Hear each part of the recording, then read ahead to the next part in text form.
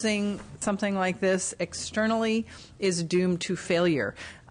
So I just hope that we're approaching this in a very collaborative manner. We want to express that certainly to the department. This isn't a being called on the carpet or implication that the performance is lacking, but rather saying so that we can have a mutual success and even greater success for all of our constituents, our customers in the state of California. We want to undertake this dialogue. And so in that spirit, I would also invite all the departments that are going to be involved in the pilot to really go into internally in your organization to get feedback from your employees at all levels of the organization. The executive team is mentioned here, but I'll tell you some of the best insights and suggestions can come from your frontline staff members, and that sense of inclusion they get.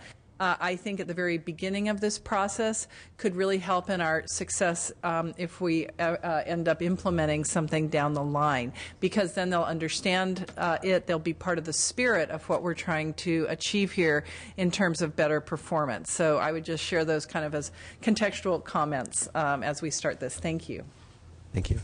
I wholeheartely agree with what you're saying, and just want to echo that as well. You know, why don't we get Department of Transportation to come up at the same time? I realize there's no reason to do this, to have this discussion twice. We can all participate in this. Basically, you know, I've directed the staff to work with you, all of you here, to further flesh out the request for information based upon the feedback that I've received from the members. I want you to review the information in the agenda combined with the feedback you get in this hearing that you've already gotten and that we'll continue to have. Really to help solidify the request in the next couple of weeks, you know, so we can have some back and forth dialogue about that. But most importantly, I mean, the first question, I want to make sure that if you guys have any comments or questions about what we're putting forward, and really what I want to hear is your commitment to provide us with these reports and to move forward with this, because as Bonilla mentioned, the success of this and the success for all of our consumers is based on this being a collaborative process. We're not trying to jam this process. We're really, that's why we've given the long time frames, is we want to work with you to make this successful. So I want to open it up to whoever wants to start first, but to hear your comments, questions, and also commitment to moving forward with this. Mr. Chair and members, Matt Paulin with the Department of Motor Vehicles. Most of this, going to Ms. Mitchell's comments, we have most of this information available already in the department. I don't see any reason why we couldn't fully comply with the September deadline, and we are committed and look forward to engaging in this discussion with you and the members of the committee. We feel like it will be a very productive discussion. Mr. Chairman, Martin Tuttle from the Department of Transportation. We've looked at the deliverables. We have an ongoing strategic plan. We're doing revisions to that at the moment. Our priorities have not been vetted with the administration, but clearly by September 15th we'll have that product ready for you, and we look forward to working with the committee on this process. And what about the concept of, of trying to really define what those 3 to 5 deliverables are, why they are what they are, and how we measure them? I mean, is that... Well, for Caltrans, since 2007, we've had our key performance measures. We can continue to flesh those out. How we measure those, we report on them on quarterly internally and put them on our website. So as we provide those, if the committee feels that we're short, we would have time clearly by September 15th to beef those up. The DMV also follows the same process as does Caltrans, so we have departmental performance measures that we update quarterly, report up to agencies. So again, we are in the same place as Caltrans. Okay. And I'd like to hear from LAO and BSA in terms of if you think we have the right mix of questions out here, or that we should be asking, or if there are other deliverables for September that we should be asking in order to I mean, I know you understand what our mission is here. But you guys have been involved in this for a while, so either way, who wants to start? With respect to the questions you have specific to the Bureau of State Audits, we, again, can provide all of that information. We summarize all of the audit work we do on an annual basis and actually provide information to the legislature with regard to key findings, the status of the recommendations as far as the implementation that the department has taken. I think some additional information we'll be able to provide certainly by September is information related to the single audit work that we do on federal programs, and again, some work that we do that perhaps the legislature isn't familiar with. We audit the state's financial statements on an annual basis and go in and really look at controls and certain practices that departments use to make sure that the revenues that are being reported are accurate. So we'll be able to provide some information related to that as well. With respect to the questions you're asking the departments to provide, I haven't looked at them in detail, but we have done some work on strategic planning in the past, so that might be something else we could certainly offer. In scanning the questions, I think you are asking very good questions. One of the things that we've looked at in the past with strategic planning and found weaknesses in is whether or not agencies are being very specific about what their mission is and their goals and objectives, and really coming up with a small group, as you're asking for, of key objectives or key measures that they intend to use to evaluate how well they're moving forward with their strategic plan. So I think the items that you have identified here, I think another item that is very important that's in here is succession planning. We've done some analysis of some departments under our high-risk program related to succession planning, and unfortunately we found that many departments, I don't recall whether DMV or Caltrans was in the sample we looked at, that many departments don't really have good, strong succession plans established, or I have identified ways to go about succession planning to make sure that the upcoming managers in state government are prepared to take leadership, higher leadership roles. So, in short, in scanning the bullets that you have for both DMV, which seem to be pretty much mirror one another, you're asking for the right things. Leo? Jessica DiGiambattista with the Analyst's Office will be able to comply with information that is being requested that we provide for both Caltrans and DMV, and we're happy to continue to work with staff if we have ideas of other things that you might want to be looking at. And ideas also of how we can organize this information, because we want to have all this information. We don't want to have just a forklift dropped on us. We want to have it in a way that's going to be usable for this body. Do members have any comments or questions about how we move forward?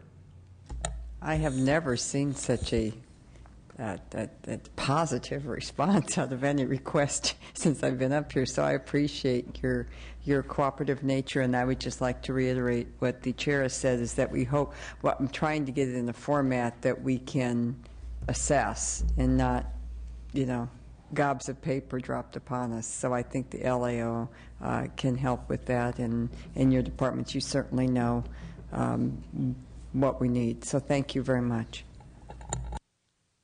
Ms. Buchanan. Yeah,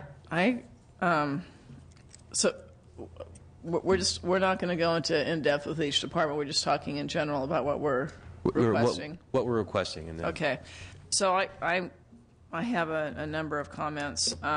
I think the list is too long and not really specific enough for performance-based budgeting. Because performance-based budgeting, what you really want to know is, what are we supposed to be doing? What's our mission? What are we doing?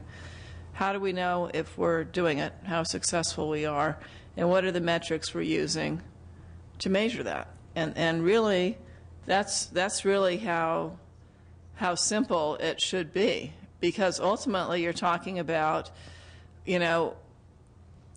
what if you're DMV, what is the average cost to renew driver's licenses? Or, what's your workload one year compared to the next? How much is it costing you per unit? How productive are you?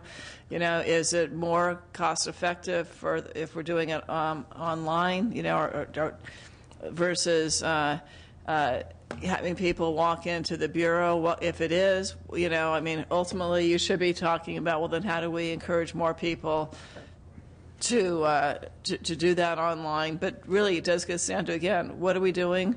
How are we going to measure it? And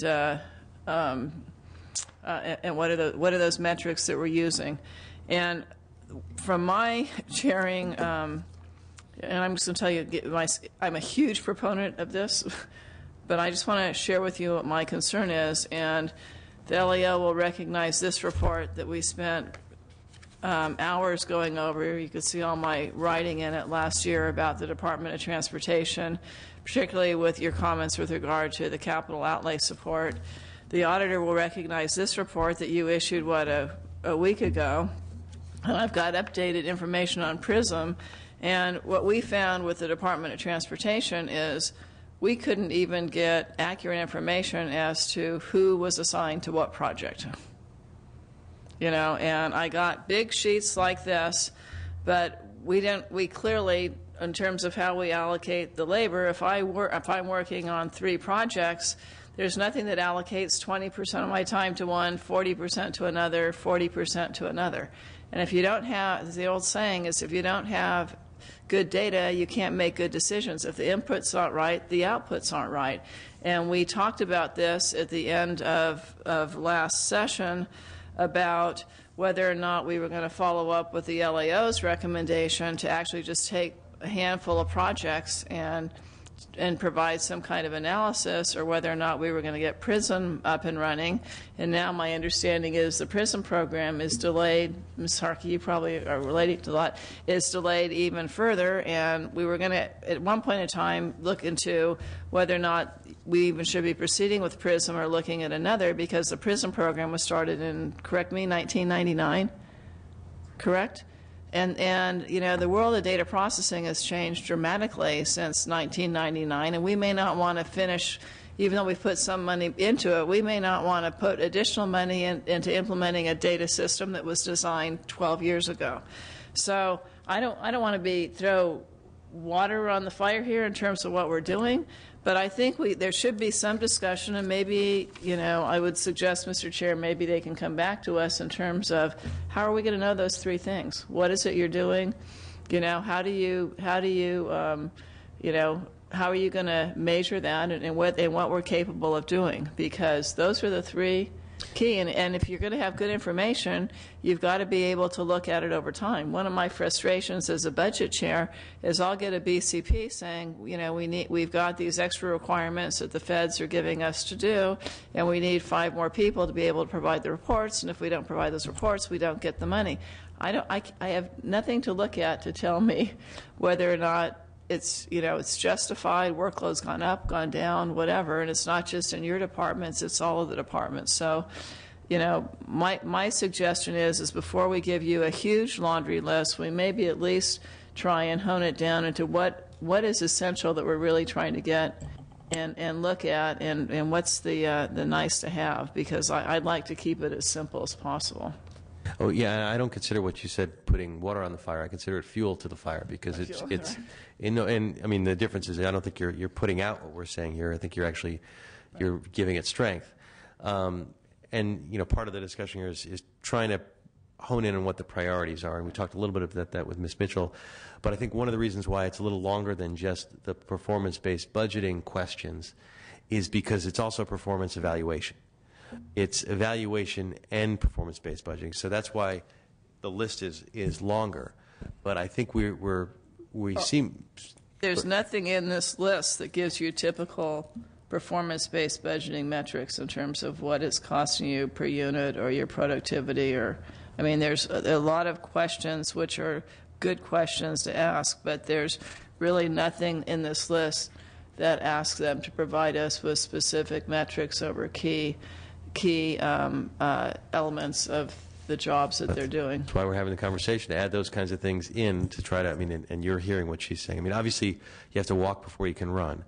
But at the same time, what Ms. Buchanan is saying is very important. We've got to have those in there as well. Any responses to that about your ability to add that in, or comments about that? If the departments don't have a comment, I actually have a comment. I think her points are very well taken.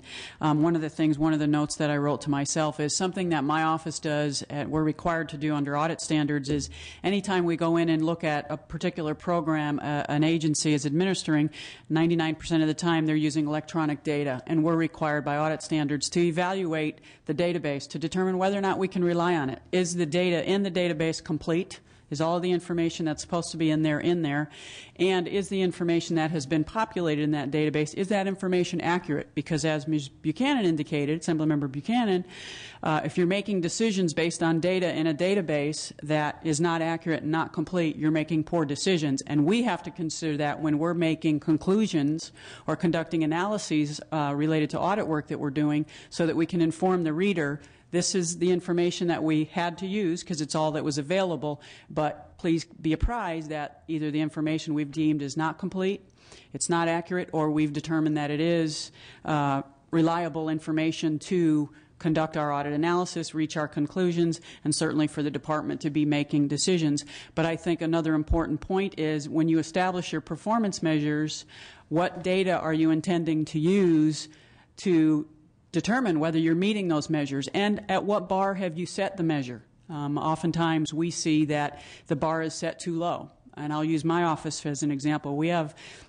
certain measures that we track, and we want to make sure the return on investment for our office is a positive one and hopefully as high as possible.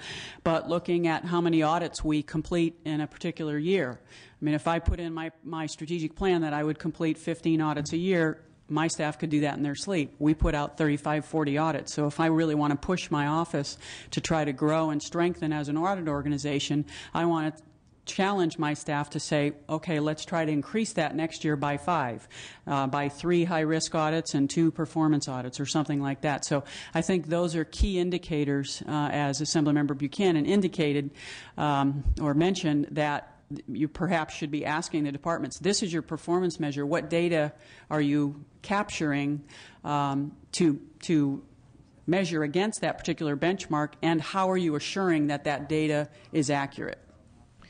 Right, those are. I'm glad we're raising this because I think that's important to have as part of what you guys bring back to us in September. If there are no other comments, I have one other thing I'd like to add. I mean, there are things like, and you can, like I said, maybe you can get back to Senator Blumenfield if on the list if you're completely comfortable with it or not or whatever. But I'd also like things like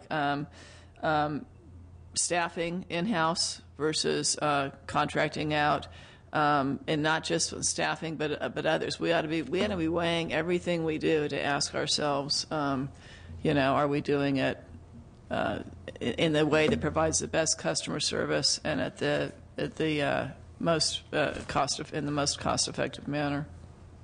Right. Well, we're going to see you all back in September on this, but what I expect is that the dialogue is not going to stop between now and September.